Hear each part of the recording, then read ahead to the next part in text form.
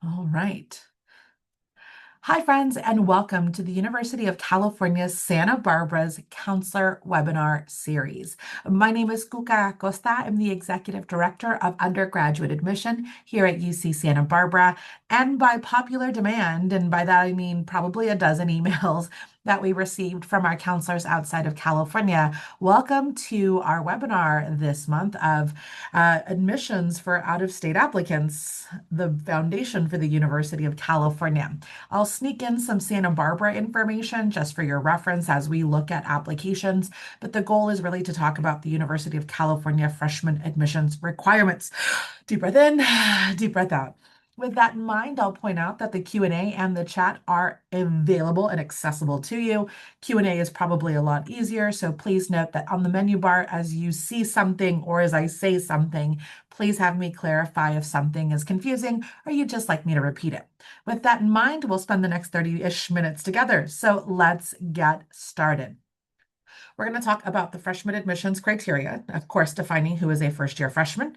We'll go through our University of California A through G requirements, which of course make no sense when you're not in California.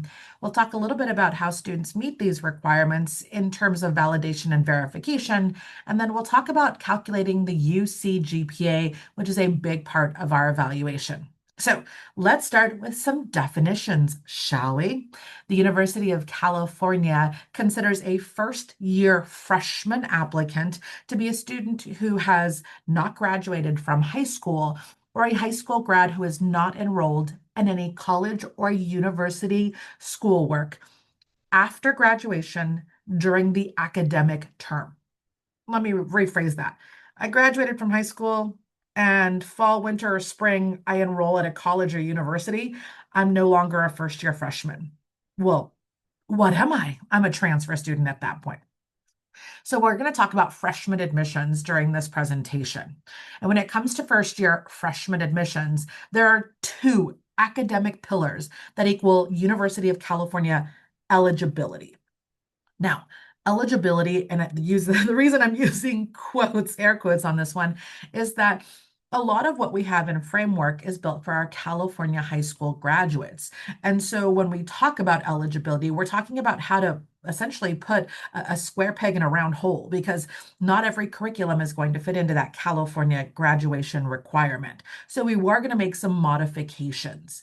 Now, the University of California asks our graduating seniors to, during the 4 years of high school or by the end of high school, complete what are often known as our A through G requirements. These are 7 academic subjects and 15 core classes that we're asking our students to complete with a grade of C or better, or the equivalent of a grade of C. Within those A through G requirements, the second academic pillar for first year freshman enrollment is going to be that we look at a student's GPA and we ask for a student to have a minimum weighted 3.4, so a high B average. So our out-of-state students, in terms of admission, we're talking a student who's in Texas, but we're also talking about a student who's in Taiwan. So if you're not in California, you're out-of-state or non-resident, GPA benchmark is a 3.4 weighted. Okay, but how does a student calculate their GPA? What are they doing? Let's talk about those A through G requirements first and foremost so that you know what classes we're using to calculate that GPA. So the fun and exciting A through G requirements, what are they? Well, as I said, there's 7 academic subjects, and you'll see them on the screen. Math, history, English, science, art, language other than English, and our famous college prep electives. For each of these 7 subjects, there are minimum requirements. So 2 years of history, 4 years of English, 3 years of math, 2 years or level 2 proficiency in a language other than English, a year of art, and a college prep elective. So once you total these numbers, you get 15 core classes. So the University of California's faculty, yes, my faculty across the 10 UC campuses have created our admissions criteria. And that same set of faculty will come up with structures on how to use this criteria. But we're not going to talk about selection during this webinar. Instead, we're going to talk about how these particular requirements can be completed to the satisfaction of the Office of Admissions and the University of California.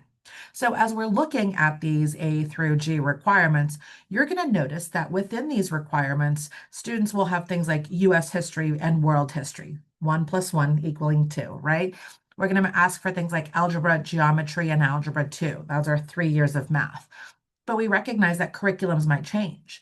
At your high school, it might just be called Math 1, Math 2, Math 3, or mathematics, mathematics, mathematics without the numbers. So we recognize that integrated math sequence, and that is also allowed.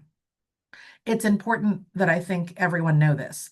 When it comes to the application process, we recognize the different curriculums as well.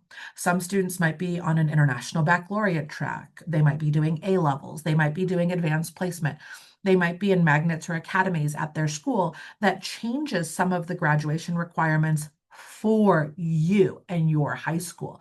And as such, we can look at that information in the context of evaluating these A through G requirements. So we're actually going to go step by step to look at these requirements. But before we do, I want to point out that there are a few ways that students can complete these requirements to the satisfaction of the Office of Admissions.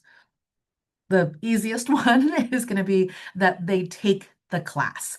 They go to your school, they walk into their classroom, they go online, they take the class, and they earn a grade of C or better. Simple and easy. We also recognize that there are many students now who are doing college or university work as well. We call this anywhere between dual enrollment or concurrent enrollment. And I'll give definitions more about dual enrollment in a moment. And the last way a student can complete these requirements, of course, is through a set of scores. So the opportunity for a student to take an AP or an IB exam in order to show proficiency within the academic subject. And so it's important that if we're going to talk about these, that we also give some definitions of what is a college level course. More and more high schools are partnering with colleges or universities to create curriculum for their students. We recognize this. In California, it's grown, I want to say it's doubled in the 10 years that I've been looking at this with more depth and detail. We recognize that other states have been doing this for a long time. I'm also in Washington, oftentimes looking at the Running Start program, for example, where high schools have sort of created this space for students who are either in more of an advanced curriculum or who are looking at classes that aren't offered at their high school and using that college work. So for the purposes of the University of California, we'll just default this to be called dual enrollment. Got it? Perfect. So if the class is physically taught on your high school campus, if the class is taught on a community college or university campus, if the class is an online course taught and administered by a college or university, that's irrelevant. The question that we're going to ask in the Office of Admissions is for college level work. It has to have a few benchmarks. The University of California is going to ask that the college or university that the student is registered at be accredited, that the college or university post the course and grade on their college or university transcript. And in order for us to consider it a high school year-long course, we're going to ask that it be a 3-semester or 4-quarter unit course. Again, 3 semesters or 4-quarter units equals a year of high school. And then we ask that the grade be posted. So colleges can use pass or fail, credit or non-credit. And for us to complete A through G, that won't work. Again, we need a grade posted. If it's 0 to 100, if it's A, B, C, D, F, that's what we're looking for. We're looking for a grade that quantifies, is it an A, is it a B, is it a C, etc. And then finally, for a college class to meet A through G, it has to be UC transferable. And transferable means it's at a college level. So taking a remedial course just because it went through the college or university doesn't make it college level. Algebra is algebra, right? Remedial math is remedial math. Remedial English is remedial English. And so the hard component for the transferability is that outside of the California community colleges, we do not articulate college level work. So if I'm at Dallas Community College, if I'm at Bellevue College, and I'm taking a course, I can't ask UCSB or UCLA or UC San Diego, hey, will this transfer over to you? I will point out in our resources guide some ways that students can do this transferability review on their own. But until a student submits an application to the University of California, the Office of Admissions will not articulate, will not verify, does this class equal transferability for a student? Okay, so question number one that I'm already getting is, what does a 3 semester mean? So 3 semester or 4 quarter units. So those are units, credits, hours. I think those 3 words are interchangeable in the world of college transcripts. So this is the amount of time that the student has within the curriculum. So again, 3 semester credits, 3 semester units, 3 semester hours, however that's posted on a college or university transcript. Thank you for asking that question. All right. I will point out that the University of California and my friends at the University of California created a reference sheet on a lot of this. So how do we find this? That QR code will take you to the PDF about dual enrollment and give you a little bit of understanding as to what it means to have a UC transferable course. How does it fit into an A through G subject? But also if it's not 3 college credits, what if it's only 2? If it's not transferable, what if it's a class on, college readiness? It's a college class. It's just not A through G. We note that it goes into the application. It just doesn't go into the academic review. It goes into extracurriculars as an coursework that is not A through G. So this particular grid, I love. The goal is to update this grid, hopefully by the end of this year from the University of California. This is one of the resources on the University of California counselor page. Hopefully you all have this bookmarked, but I do want to point it out as that QR code will lead you directly to the PDF. Okay, so that's dual enrollment, that's college credit. It's a way that students more and more are taking coursework, partially because post-pandemic, so many colleges have created online curriculum. And heck, the University of California has its own online course catalog. So I can be a student taking an online class during the summer with open enrollment, for example. And that class is online, which means I can be living in Florida or I can be living in New York and taking it. So this means that there are many ways for students to complete their coursework. Now, there are some definitions I also want to put out there. There's the terminology of validation and verification. We talk about this a little bit in admissions. Sometimes I throw it out there for students to note. And so I want to point out that when it comes to validation, it means that the student has showcased mastery in a subject that has a foundational course. And so in the term of the University of California, our faculty have said that there are 2 academic subjects that can be used with validation. Subject number 1, mathematics. So if I'm able to successfully complete an algebra, a calculus, then that means that I've got the foundation work done, right? A calculus has an algebra foundation. And so if I can take a higher level course and successfully complete it, the University of California will validate that I've got mastery and knowledge of that foundational subject. The second subject that can be validated, language other than English, LOTE. Just note I'll use that particular terminology moving forward, LOTE. So if I am able to successfully complete language other than English in terms of Spanish, French, Italian, well, of course, I know the foundational coursework in that subject. And so again, math and language other than English can have a higher level course validate an introduction foundational course. Well, what about chemistry? Like, what about history? No. Again, math, language other than English. Now, the last way a student can earn credit for a course is going to be through our verification process.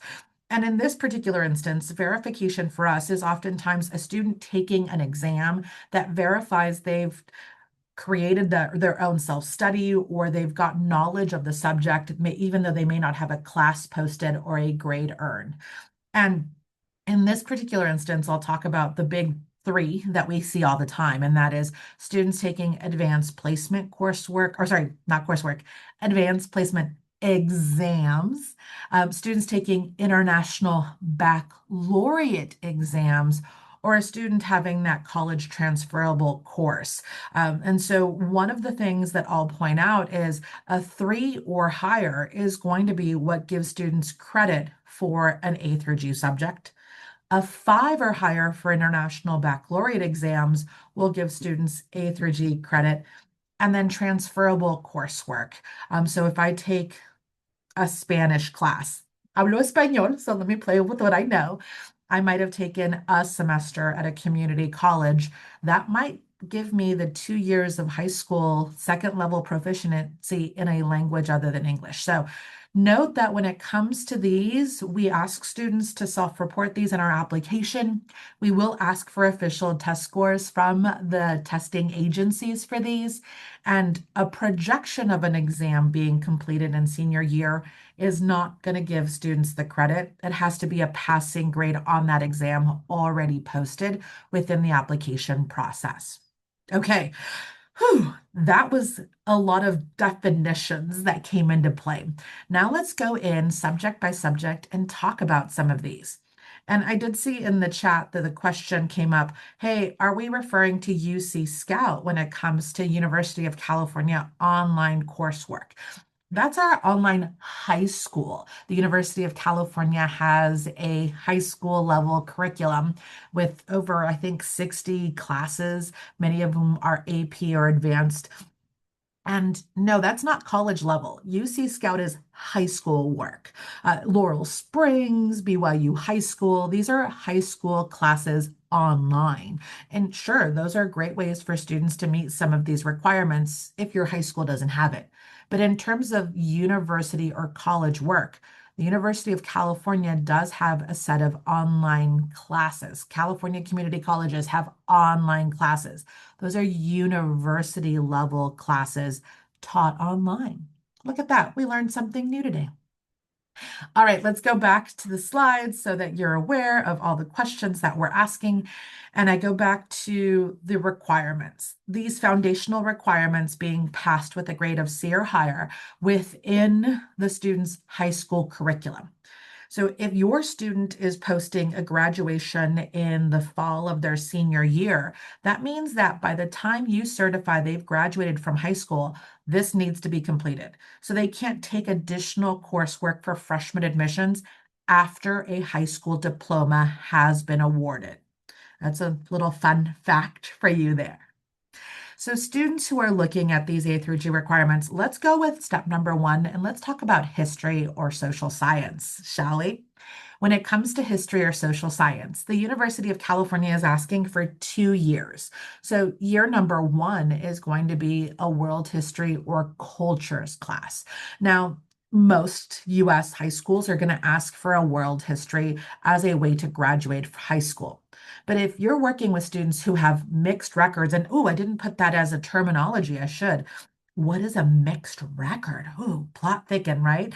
Well, the University of California recognizes that outside of the United States, a student has and does have the ability to take high school coursework.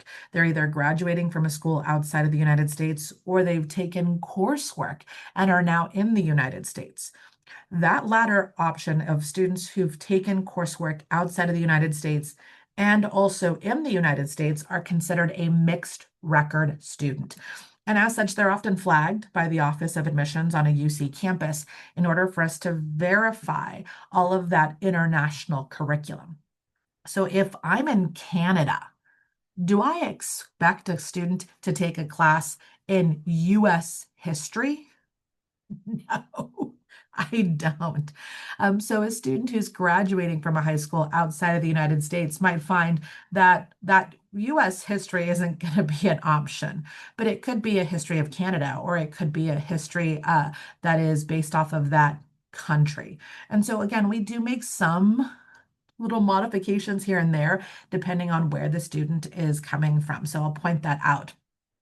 Now, when it comes to our history requirements, that US history, that 1 year, If it's taken in a country outside of the US, let's pretend that we're all in, we're all in Scotland and I'm there, and a student was able to take a US history class.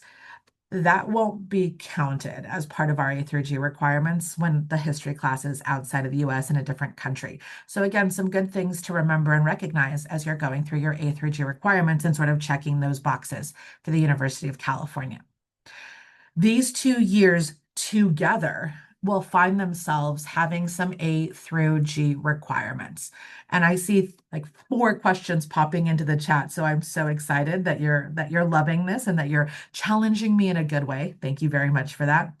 So the history requirement is one of those requirements that I often find gets a little complex. And the reason for that is that some students aren't taking just the basic core classes. They're not taking a world history class in the traditional sense. They might be taking a class in ethnic studies. So thank you, Christy, for asking that question. And in this particular area, there are things that need to be addressed. And so I'm going to put a link into the chat so that you're all aware of it. So link into the chat, send to everyone. And this is our high school articulation. I was going to share this with you later, but might as well share it with you now. One of the things that I would point out is that within this articulation, and I might as well share my screen so that you see what I see in this particular instance, is that share, move that box, share my screen, share. Okay, so this is our A through G, University of California. And under history, I'm going to point out, I'm going to scroll that one of the evaluations that we need under, did I just push history? I did, cool. Is that the history period, how long that particular history course must cover, is something a little different, right? So, for example, US history has to cover 200 years. And so it's less about, is it ethnic studies? Is it more about the duration of that, right? World cultures has to have in-depth study in a single culture for at least 3 centuries. And so this is one of the pieces where if you're not going to go with the traditional world history, not going with the traditional US history, but it has a different lens, the subject matter will now come into play for the University of California. So, that's a lot. I know. Let's see, next question. Can we talk about exams? We'll talk about those in a minute. So let's keep going with our A through G. So when it comes to exams, there are, again, AP and IB exams that have been articulated for each academic subject. So in terms of advanced placement, US history, IB, there's the higher level history of the Americas. This meets that US history requirement. Civics and government, AP government and politics. So when it comes to this criteria per se, one of the things that I'm going to point out for many students is that there are students who have piecemealed things together. So I'm going to read this quote.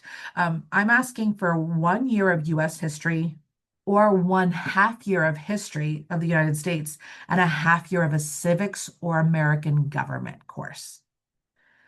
And again, I know your high school graduation requirements might vary, so these are ways to piecemeal things together.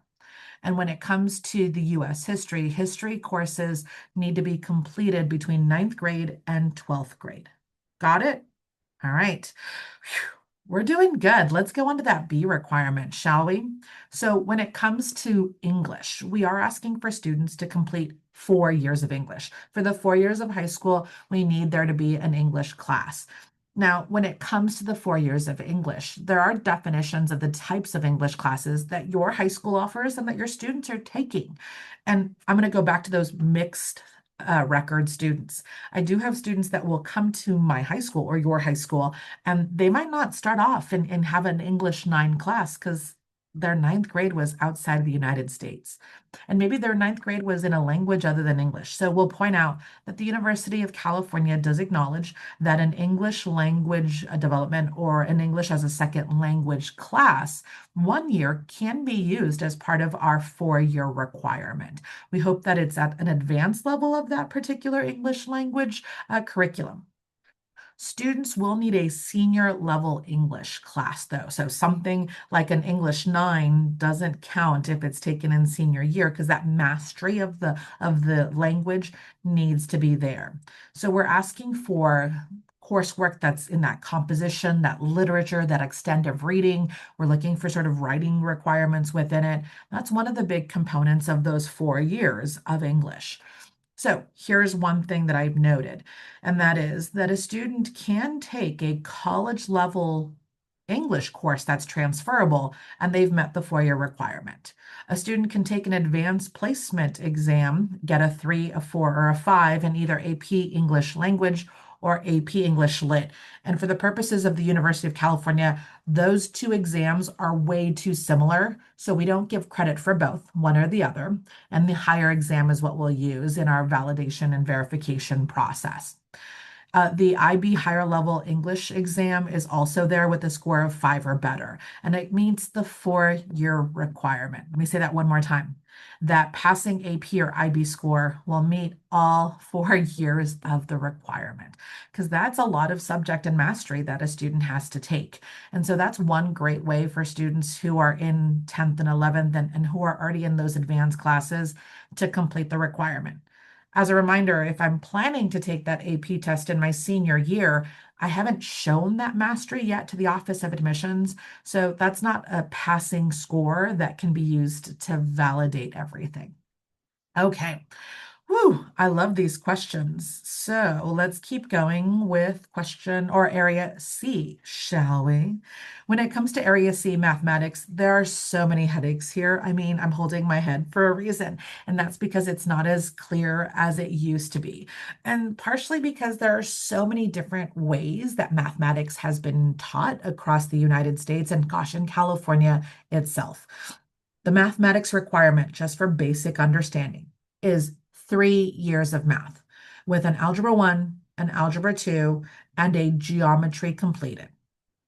Okay, geometry, the fun and exciting geometry. The University of California requires a student to complete geometry. Nothing can validate geometry. I'll say that again. Nothing can validate geometry. So I can't say, hey, I'm in calculus. Oh, I skipped geometry. I'm sorry. I was fast tracking my way through. You didn't take geometry. Then unfortunately, that means you have 2 of the years of math. You're missing that third. So we hope that students don't skip this. Now, here's one fun fact about mathematics. The University of California recognizes that algebra, geometry, it doesn't change from junior high to high school. That core math curriculum is going to stay the same. So this is one of the 2 subjects that your student can take prior to high school and we'll still count it as an A through G requirement. Yeah, I love it. So be aware that an algebra or a geometry completed in 7th or 8th grade, again, that's junior high for us, is going to count as part of the A through G requirement, meeting your mathematics. So your students who are saying, I took it in 7th grade, does that count? The answer is yes. Do you have to post it on your high school transcript? No. Do I need to post grades because I don't remember what I got? No, the student needs to tell me that they've passed either half a year or the full year of that particular subject. And it will be self-reported in the University of California application. Okay, now outside of geometry, that Algebra 1, that Algebra 2, again, building blocks. So you can validate and verify through other means. So a student takes Algebra 2, but they never took Algebra 1. That Algebra 2 has Algebra 1 foundation in it. So I'll give them credit for both of those years. That student took pre-calculus in freshman year. Yes, I have that student that I looked at this year who took pre-calculus as a freshman.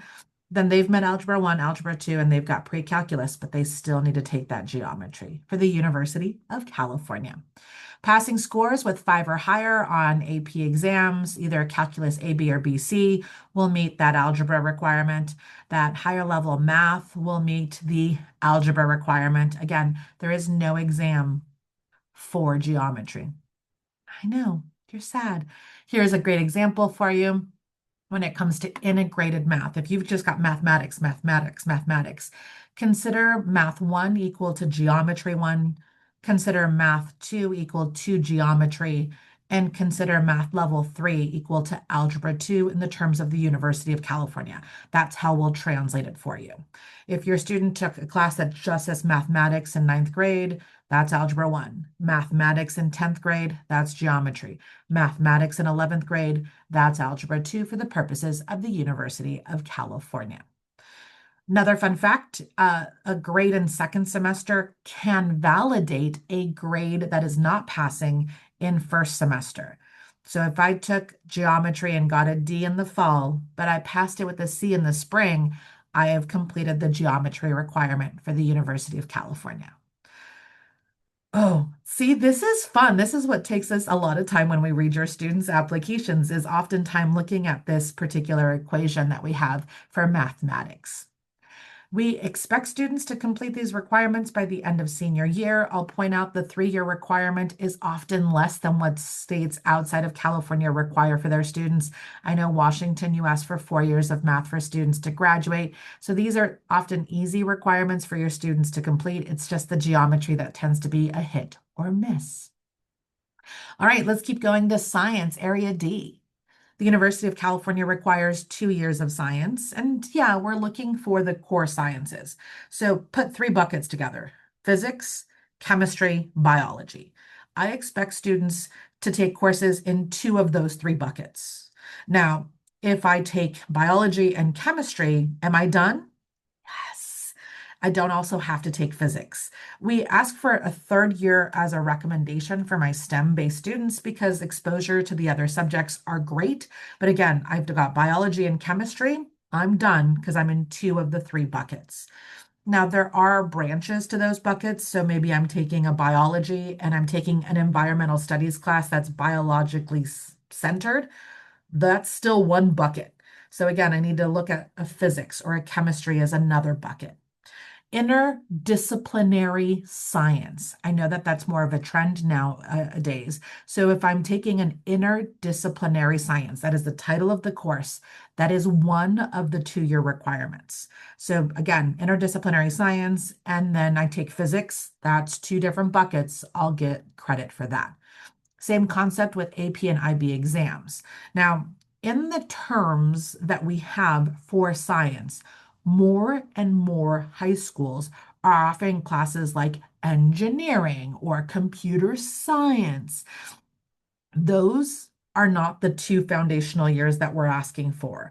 That's additional science for us. So if a student takes computer science and physics, but nothing else, they have 1 of the 2 years required. They'll still need another bucket to complete. Got it? Nice. All right. Now, as we go into the E, or language other than English, that LOT requirement, this is again one of the 2 subjects that could have been started before ninth grade, before high school. And so a student is asking, hey, do I have to take 2 years of the same language other than English? Yes. It's 2nd year proficiency that we're looking for. So Spanish 1, French 1 does not equal 2 years because there's not a 2nd year proficiency there. Now, do they physically have to take 2 years? No. If your student is a fluent speaker in a second language that's not English, and they're in an advanced class, I jump right into Spanish 3. Well, Spanish level 3 means I've mastered level 1 and level 2, so I've checked the box for a language other than English.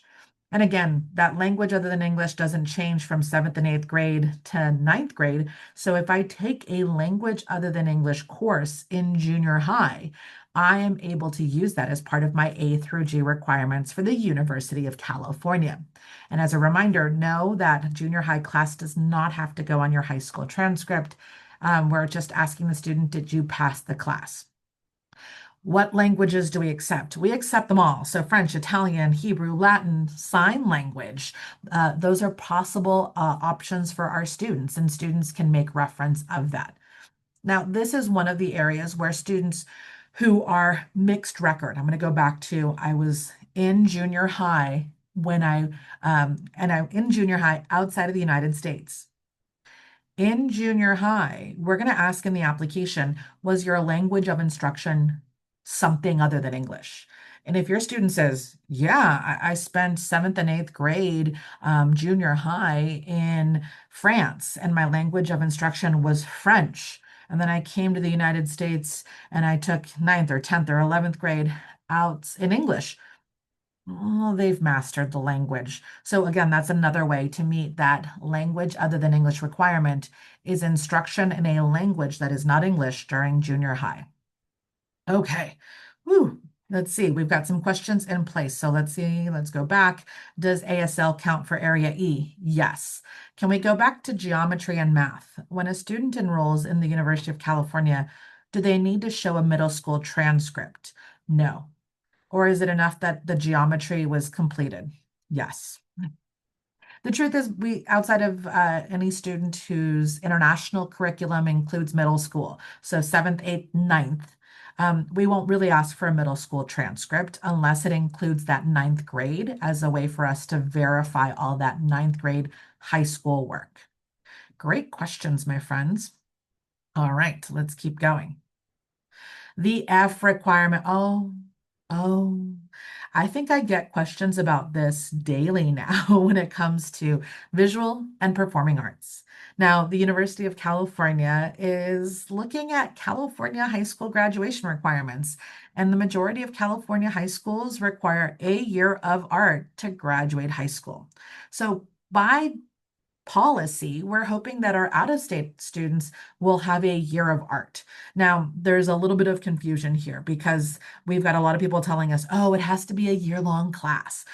Yeah. We had that for about a year and that went away. So we're asking for 2 semesters of art to be completed at some point in the 4 years of high school.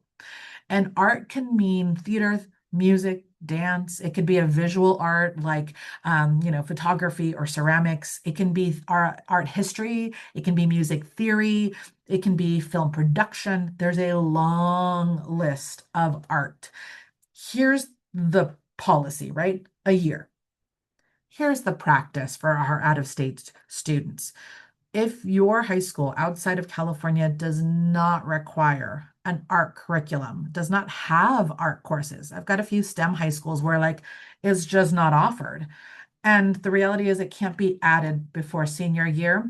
This is one of the requirements that we can waive as part of the University of California. Now, it helps when your student says, art was not a requirement for graduation. I couldn't fit it into my senior year. They type that out as part of their additional comments within the University of California application. So that's the important piece. 2 semesters can be done. So if I took marching band as a senior for a semester and I took jazz band in my freshman year for a semester, we're good, right? And remember, when it comes to this, sometimes students will take an art theory class at a community college, that 1 semester, 3 unit, that 1 quarter, 4 unit college course can equal the full year of high school. So that's another way. Then there's all those online courses. So if students can fit it in, great. It makes life easier. If they can't, again, this is one where many of us will waive the requirement. Santa Barbara specifically, again, I said I'd waive in. If everything else is in place in Santa Barbara, I don't see an art class, I'm gonna let it go. Deep breath in, deep breath out. Okay, so last requirement that I want to throw out there is that many of our students, when it comes to the visual and performing arts, are asking, well, okay, can you give me an example of an art class? So I'm going to go back to my A through G. Hopefully you're still seeing this. And I'm going to go to the A through G course list. So let's put this back into the chat for all of you.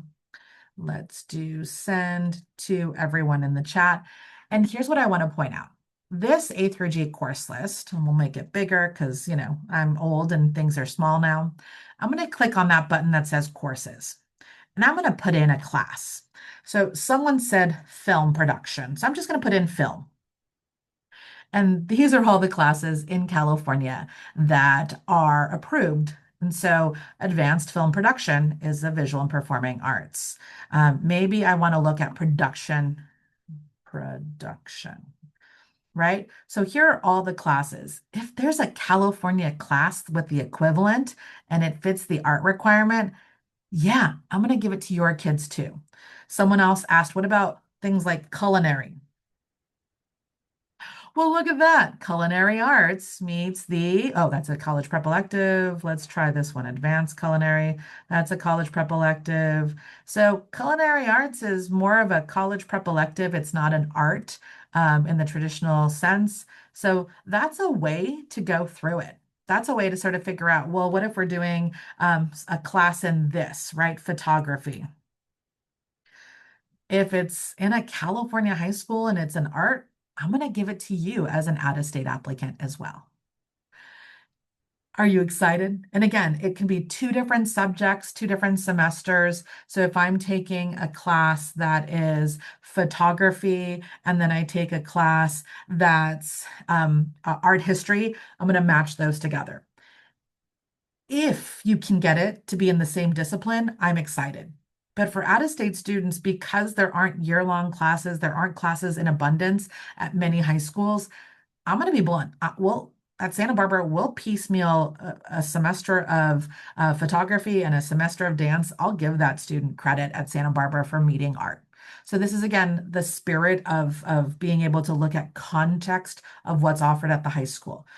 I had this question earlier is, are we looking at your profile to see all the classes that you offer? At Santa Barbara, I'm not really going through and saying what classes were offered high school by high school by high school in terms of art. And so it's the discretion of your student to put that context in for the Office of Admissions, please and thank you. All right, let's see. Let's hit next. College prep electives. For the University of California, a college prep elective is an additional academic course. Simple and easy. So if I took 4 years of math, three was the requirement, algebra 1, algebra 2, and geometry. So if I took more math, that's a college prep elective. I ended up taking a class like economics to graduate from high school. That's a college prep elective. You saw that culinary arts example. It's a college prep elective. I'm taking a psychology class. I'm taking a political science class. That's a college prep elective for the University of California. We ask students to complete these electives at some point in the 4 years of high school. If a student is going, well, do I put my 4th year of math in the math section or do I put it in the elective section of the UC application? Put it in the math section with the knowledge that if you need it for the electives, we'll move it for them in the review of their application. All right. Are you ready for a pop quiz? Are you ready? Are you ready? All right. In your brain, I'm going to ask you, a student takes Algebra 1, Algebra 2, Trig, and pre-calculus. They're in AP Calculus as a senior. Did they meet the A through G requirement? Dun, dun, dun, dun, dun. I'm going to give you 3 seconds to think about this. Algebra 1, Algebra 2, pre-calculus, and AP Calculus. Did they meet the math requirement? And many of you are typing in an answer. I'm very proud of you. No, they're missing geometry. And so nothing can validate geometry, even if they're in a calculus by senior year. This is a student who is missing a math in their A through G requirements. Now, let me go back one. If a student is in calculus by senior year, if a student is in advanced courses, it's upon the discretion of the UC campus to say, this is an amazing student. I would want this student, and to waive an A through G requirement. So just be aware of that. You shouldn't discourage students who are in advanced classes like this from applying to us because we can on occasion make those exceptions. But this is one where additional information would be so relevant. Didn't know I needed to take geometry. I didn't take it in junior high. I'm in advanced math sequence because that's how my school tracked me. That would be something that can then be drawn to the attention of the admissions officer and then moved up the chain to see if we can waive it. Pop quiz. Did the student complete their history requirement? They took American government honors for 1 semester. They took European history for a full year, and they took US history for a semester. Now, this grade says pass, and this is something that came up in high school. If your students are getting a pass not pass, credit, no credit. Remember, that doesn't count for A through G. We need a student to have a posted grade. Now, grades can be A, B, C, D, F. They can be 0 to 100. They can be a 1 through 7 scale for IB, but a grade must be posted. So pass, no pass, credit, no credit does not count. Within that context, did the student complete their history requirement for the University of California? Only two of you were brave enough to answer this question, and the answer is yes. They have, again, you can piecemeal that one semester of history, US history, and that one semester of American government together is the US history requirement, and then that European or world history is that B requirement. So nice. Look at that. Remember, nothing validates outside of math and language other than English for my friend who asked that particular question. Pop quiz. A student completed Spanish 2 in their freshman year and doesn't take any other language other than English. Did they meet their local requirement? Dun, dun, dun, dun, dun. And the answer is yes. They took level 2, language other than English. They passed it with a C or better. They don't physically have to take 2 years. So this is one of those validation pieces. That second year validates the first year of language other than English for A through G. Last pop quiz question so we can move on and calculate the GPA, and that is a student has completed English 10, AP English Lit, and is taking AP English Language as a senior, so that's 3 years of English. They have an AP exam with a score of 3 that they completed as a junior. Do they have the English or subject B requirement completed? Doon, doon, doon, doon, doon. I'm going to give some brownie points to Kathleen, giving me not just the answer, but also the why. And that is yes, that 3 on an AP exam completes their language requirement for English. New, new, new. Look at you guys doing so well. All right, we're going to do this in 3 minutes or less to meet sort of our time criteria since I'm a little over on this webinar, and that is that second academic pillar for the University of California. Before I do want to point out someone's asked, hey, for IB verification, some things were HL and SL. So higher level is a big definition for the University of California, standard level or SL. Not every SL exam will get a student units and credit. So that's one of those that you have to read our chart to be very, very clear on. Okay, so GPA calculation. The University of California is going to look at freshman year, and we're going to make sure that those grades or C's are better. But freshman year is not part of the GPA calculation. The GPA starts the summer after freshman year. It ends the summer after junior year. So it's 2 academic years, 10th and 11th grade, or sophomore and junior year, and 3 summers, the summer after 9th grade, the summer after 10th grade, the summer after 11th grade. Now, for the University of California, we weight the GPA. So we'll give students extra credit. And outside of California, we are looking at AP, IB, and college work. Again, this is where the student is going to have to really be clear as to the curriculum offered. Now, what about honors? What about advanced studies? What about those pre-AP classes? Well, in the definition of this, they're not honors level in AP, IB, or college. And so those for the regular UC GPA are not part of the weighting process. So the University of California has no more than 8 semester grades that can be bumped in that GPA, with no more than 4 of them coming from sophomore year. So that's sort of the language that we use. But I thought I'd put some things in place. Your grading scale might be a 0 to 100, with a 92 to 100 equals an A, right? So we will use grading scales that are traditional. And if your high school grading scale varies, that's a great additional information. That's where your students in the application need to be aware of that. So that's a great thing to put out to your UC applicants if your grading scale is different. Pluses or minuses are not part of the evaluation of our review for GPA. So an A minus, an A plus, it's an A for the purposes of the University of California GPA calculation. We'll convert that A through F into a 0 to 4 point scale. So every A is 4 points, every B is 3 points. If I were to do this for International Baccalaureate, a 6 and a 7 is going to be an A 5 is a B, a 4 is a 3, so on and so forth. For the contingencies of those of you who have a non-traditional grading scale in that you don't have grades posted, maybe it's a written description, a mastery transcript.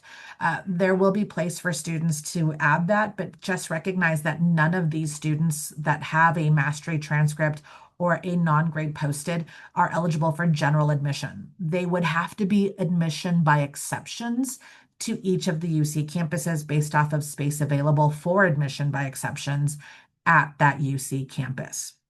What more do you need to know? When it comes to the application process, we're going to look at your students, and we never ask for transcripts.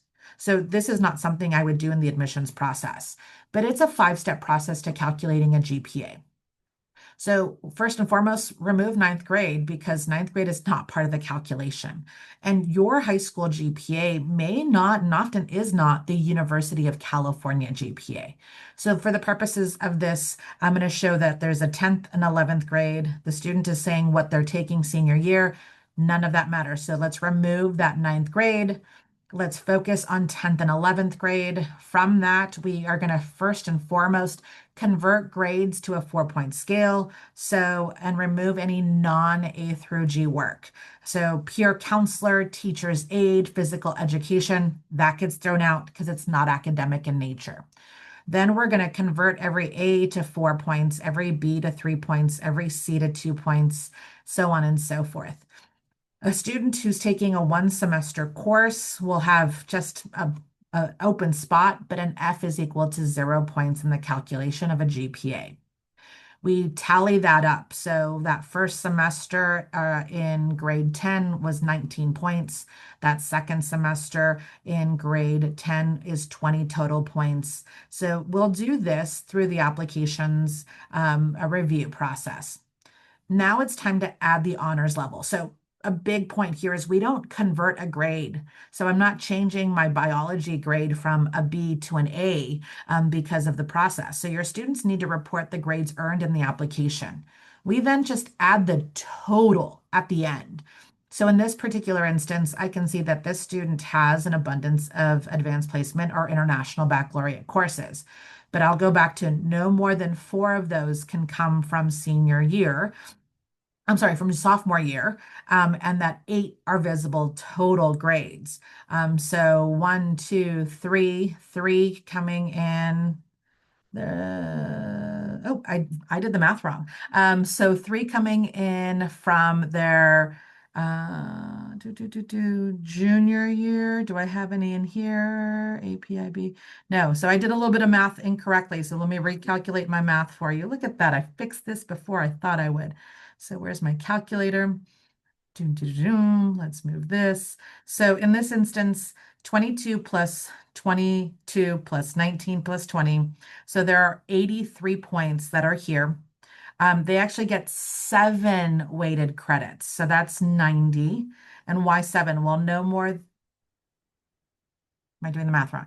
No, I'm doing the math wrong. So this is all of their weighted credit is coming from their junior year. That's right. I did the math right the first time. So they get 8 credit points.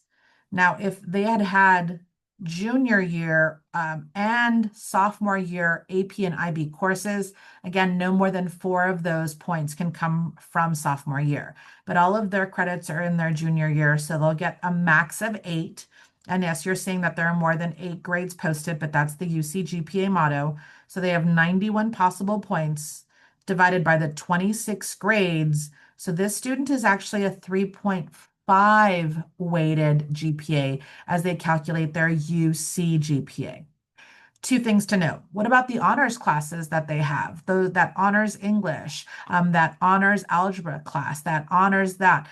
Not part of the UC GPA calculation. That's upon the discretion of the UC campus and their selection process to add those back in and evaluate those for students. What if this student had repeated their Algebra 2 failing grade?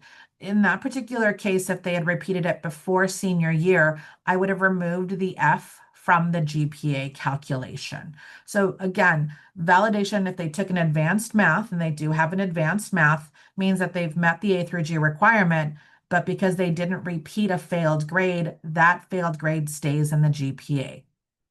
All right, look at this. I'm excited. You guys have a lot of questions. We are almost out of time, so let me start off by saying thank you for watching. A reminder that the University of California, Santa Barbara records our counselor webinars, and then that they get posted on our UCSB counselor playlist. That playlist is accessible to you on our page for counselor resources. I'm going to add that to the chat for your reference. For those of you who can stay an extra minute or two, I'll hang out to answer the additional questions that are in the Q&A box, so let me open that. For those of you who are leaving, I appreciate your time. Let's stop the recording. Doom, doom, doom, doom, doom. Okay.